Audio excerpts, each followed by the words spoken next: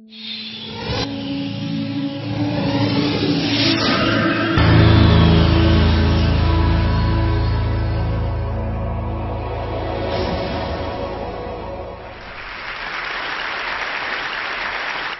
live in an incredibly busy world. The pace of life is often frantic, our minds are always busy, and we're always doing something.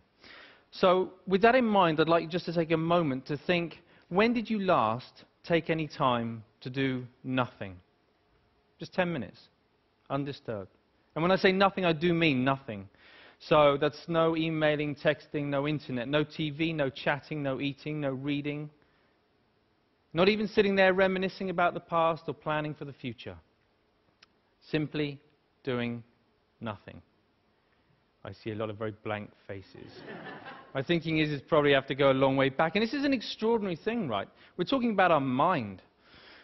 The mind, our most valuable and precious resource through which we experience every single moment of our life. The mind that we rely upon to be happy, content, emotionally stable as individuals, and at the same time to be kind and thoughtful and considerate in our relationships with others. This is the same mind that we depend upon to be focused, creative, spontaneous, and to perform at our very best in everything that we do. And yet, we don't take any time out to look after it.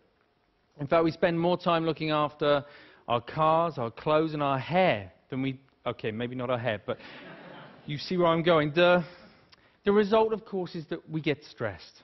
You know, the mind whizzes away like a washing machine going round and round, lots of difficult, confusing emotions. And we don't really kind of know how to deal with that. And the sad fact is that we are so distracted that we're no longer present in the world in which we live. We miss out on the things that are most important to us.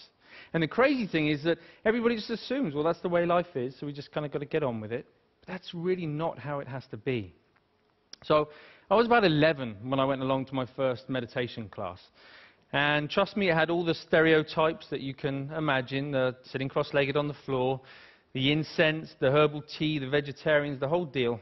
But my mum was going and I was intrigued, so I went along with her. I'd also seen a few kung fu movies, and secretly I kind of thought I might be able to learn how to fly, but I was very young at the time, you know.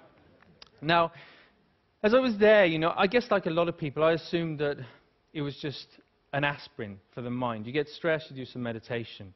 I hadn't really thought that it could be sort of preventative in nature. Until I was about sort of 20, when a number of things happened in my life in quite quick succession. Really serious things which just flipped my life upside down, and all of a sudden I was inundated with thoughts, inundated with difficult emotions that I didn't know how to cope with. Every time I sort of pushed one down, another one would just sort of pop back up again. It was a really very stressful time. I guess we all deal with stress in different ways.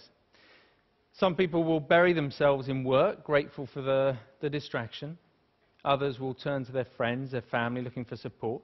Some people hit the bottle, start taking medication. My own way of dealing with it was to become a monk.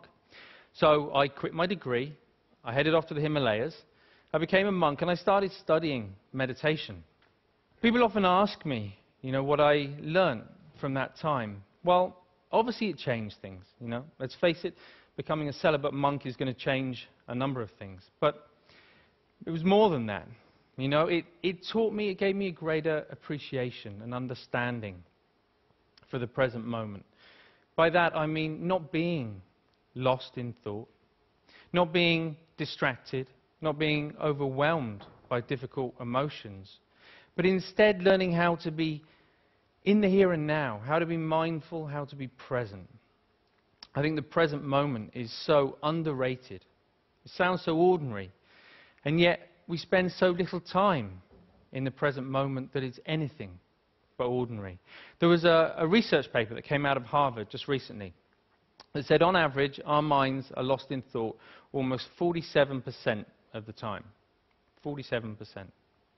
At the same time, this sort of constant mind wandering is also a direct cause of unhappiness. Now, we're not here for that long anyway, but to spend almost half of our life lost in thought and potentially quite unhappy, Don't know. It's just me. It kind of seems tragic, actually, especially when there's something we can do about it.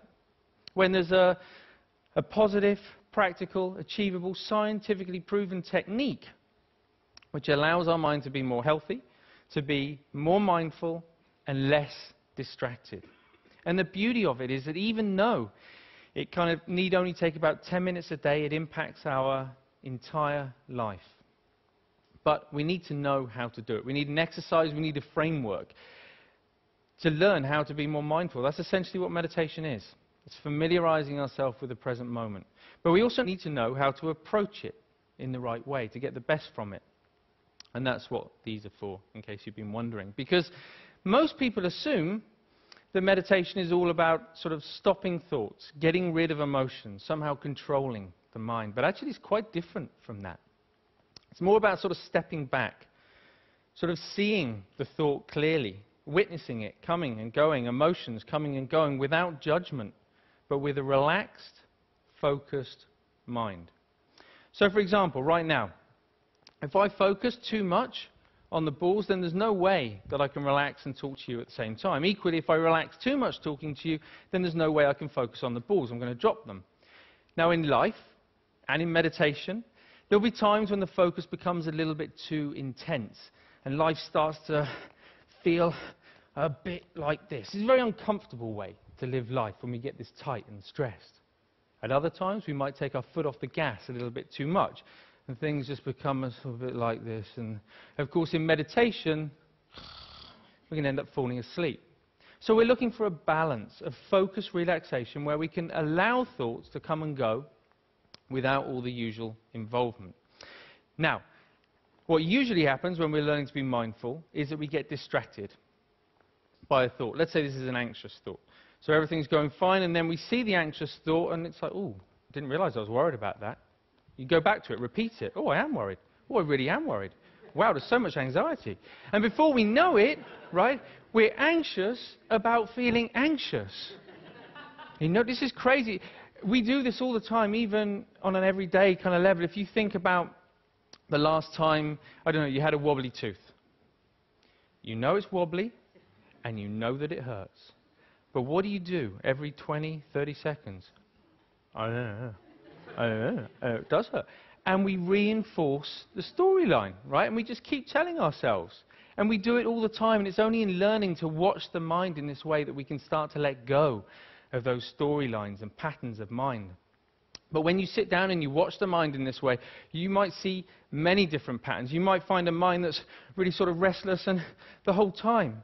You know, don't be surprised if you feel a bit agitated in your body when you sit down to do nothing and your mind feels like that.